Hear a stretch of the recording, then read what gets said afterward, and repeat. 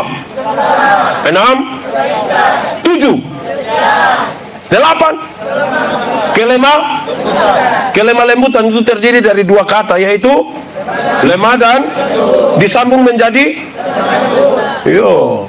Tapi beta biasa khotbah bilang begini, kami suami-suami di NTT ini hanya sampai di lemah saja, lembuti. Bapak pun maksud, kami kalau selemah baru kami mengerti kelembutan. Kalau sesaki berat kau semua mati itu tiba-tiba bab tua pu lembut tidak ada dua. Bab tua lihat dia pu istri nanti dia bilang, mama, Tuhan sayang mama. Bapak bersyukur. Itu kalau sudah maaf Bapak. Tapi kalau dia ada kuat-kuat, kau mabok sopi ini mama omong sedikit, kau paling mati. Di sini ada yang begitu. Oh, itu waktu ada di sini. Tunjuk.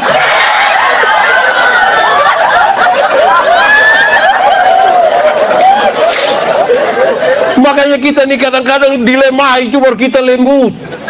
Kalau ada kuat-kuat ini kita kayak pubagaya lagi apa kok? Kelemah lembutan itu bukan berarti omong pelan-pelan. Bukan berarti bilang maaf, sapu kaki lu injak. Bukan itu bukan kelemah lembutan. Itu salah bukan. Kelemah lembutan itu bukan jalan permisi. Bukan bilang bukan itu. Kelemah lembutan bukan itu. Kelemah lembutan itu titik paling tengah antara benar-benar marah dan benar-benar tidak marah, supaya dia marah pada waktu yang tepat dan tidak marah sembarang. Itu namanya kelemah lembutan. Ada orang di dunia ini yang sedikit-sedikit marah, marah kok sedikit-sedikit. Di sini ada yang sedikit-sedikit marah. Siapa pun bapak coba angkat tangan. Sampai gerak sedikit-sedikit marah. Anak-anak, marah tuh boleh kok tidak? Marah boleh kok tidak? Boleh kok tidak? Boleh kok tidak? Boleh. Tapi marah tuh proporsional. Marah dia pu sifat, bukan marah dia pu orang. Ayub itu ketika dia luka dari ujung kaki sampai ujung kepala, dia pu istri datang dia begini, "Papa, masih percaya Tuhan? Kutukilah dia dan matilah." Ayub pasal 2 ayat 9-10. Ayub bilang, engkau bicara seperti perempuan gila. Apa yang kau mau terima yang baik dari Tuhan? Yang tidak baik yang kau tidak mau terima. Dalam semuanya itu Ayub menjaga mulutnya tidak berbuat dosa. Dia marah dia pu sifat, istri pu sifat yang suka mau terima yang baik saja. Tapi dia tidak marah dia pu istri pun badan. Supaya kalau ada satu anak pemalas, marah dia pun pemalas. Untuk menegur kesalahanmu, aku tidak harus menjadi musuhmu. Terus tahu, kakak, Pak Pendeta sayang kakak, makanya Pak Pendeta kesel jam pemalas supaya kalau ada orang yang pemalas datang bilang, "Selom Pak Pendeta, lu mana kau betul suka lu muka lu berangkat." Itu marah dia pu badan. Iya, kadang-kadang kita bawa dia pu suku lai. Yang pemalas datang dia bilang, "Selom Bapak, lu orang mana?" "Saya soe Pak." "Andi kamu soe itu begitu juga." "Lu kamu soe ini, Andi lu pun keluarga, lu mama itu juga pemalas begitu." Kenapa satu orang soe yang pemalas, kami soe semua kenapa? Itu tidak benar. Di sini ada yang suka pukul-pukul rata begitu, ada. Yang suka omong orang pusuku ada. Dia ada di sini. Pakai baju warna putih. Orang Timur satu yang bodoh kita rame-rame, dasar Timur. Kenapa satu? Orang rote satu omong taputar, kita bilang otak apa? Kalau ketemu orang rote ada ular di hutan, bunuh mana? Itu saudara omong, saya hanya tanya, saya tidak tanggung jawab, saya hanya tanya saja. Kalau jam 12 siang itu ada laki-laki dewasa jalan bawa ayam jantan satu, dia orang mana? Langsung tahu. Nah, ini yang tidak betul ini di sini. Kelemah lembutan itu titik paling tengah antara benar-benar marah, benar-benar tidak marah. Supaya kita tahu betul kapan kita harus marah. Begitu, itu yang paling penting. Jadi anak-anak, saya paling tidak suka kalau bapak itu sedikit-sedikit bilang, "Saya kalau su AA, saya kalau su BB." Hei bapak, yang AB itu anak TK. Anak TK itu yang kalau sekolah kok kita lewat dong ada hafal huruf bilang A, B A dibaca ba. Jadi sebentar kalau pulang bapak marah bilang, "Saya kalau su AA, saya kalau su BB." Tanya bab tua, TK di jangan itu salah, itu ajaran salah, itu tidak boleh ikut. Tidak boleh ikut. Ya. Kalau kita hidup dibaharui oleh Roh Kudus sebagai keluarga, tidak bisa paksa kehendak. Bapak mama dengar, bapak mama don't dengar. Ini kenapa sampai kalau kita rapat di gereja itu tukang bakalai, sampai banting-banting kerusi dong. Gara-gara botong suami, botong bapak ini kan di rumah botong geng sendiri. Sekol suaa. Ini di rumah. Di rumah sebelah bab tua juga sekol suaa. 10 rumah yang dong pembapa dong bilang sekol suaa A B B ini dong yang majelisin. Nah dong 10 ini yang akan rapat. Karena tidak baku bulu. Karena semua sekol suaa, sekol su B. Ini di baju kau rapat bakalan. Betanya lain dong langsung bilang ada ini.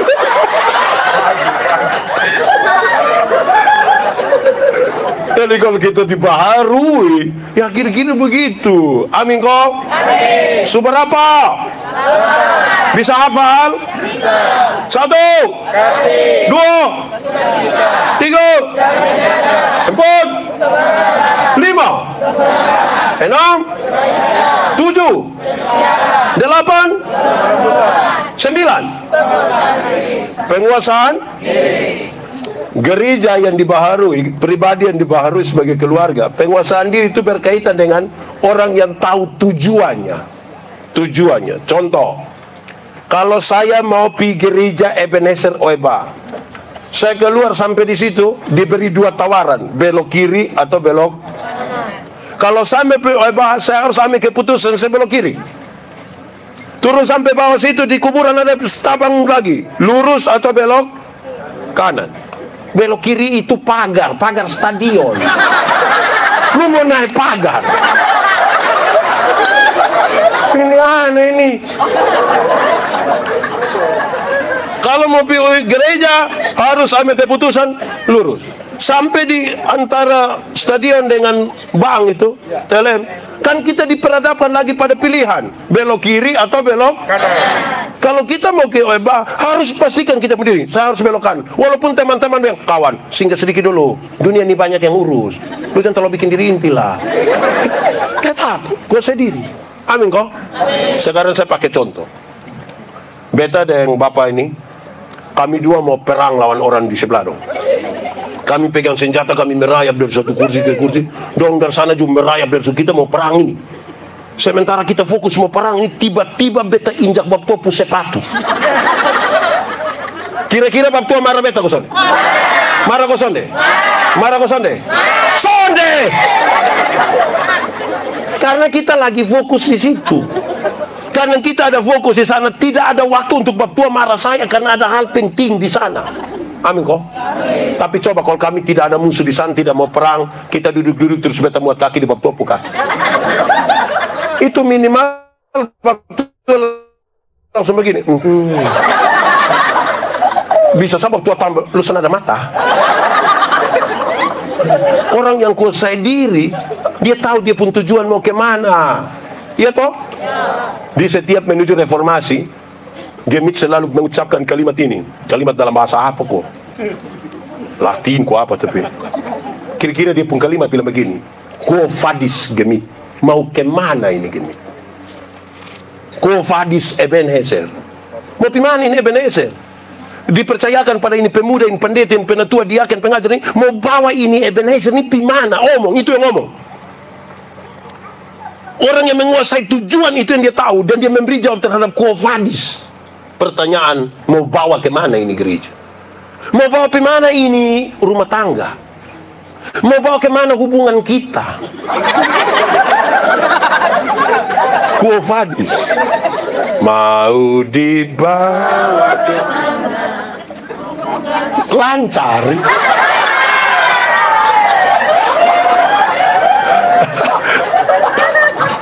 Quo vadis, kamu mau bawa gimana nih? Ini hidup ini, mau bawa gimana?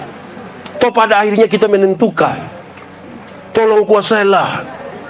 Petrus menasihatkan dengan sangat baik. Kuasailah dirimu dan jadilah tenang, supaya kamu dapat berdoa. Karena kesudahan segala sesuatu ini sudah dekat. Tolong kuasai diri. Jaga kita pun diri Amin kok? Amin. Seberapa? 1, 2, 3, 4, 5, 6, 7, 8, 7, 8, 9. Itu ukurannya kalau kita dibaharui oleh Roh Kudus sebagai keluarga. Artinya dalam bahasa lain saya mau sampaikan, kalau hal-hal ini tidak ada dalam rumah tangga kita, dia sangat punya pengaruh dalam gereja di mana kita ada. Dia sangat punya pengaruh. Dia memberi dampak. Jadi akhirnya mungkin kita akan menjadi bergereja karena sebuah tradisi. Gemit akan memperingati ulang tahun besok yang ke-75. Reformasi gereja ke berapa? 505.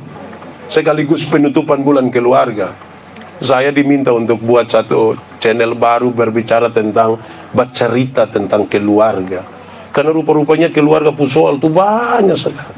Memang kan keluarga itu pelajaran yang tidak pernah berakhir. Sehingga seorang suami atau seorang istri tidak boleh bilang pada pasangannya, bilang, saya baru tahu lupung. Oh, itu sudah selesai.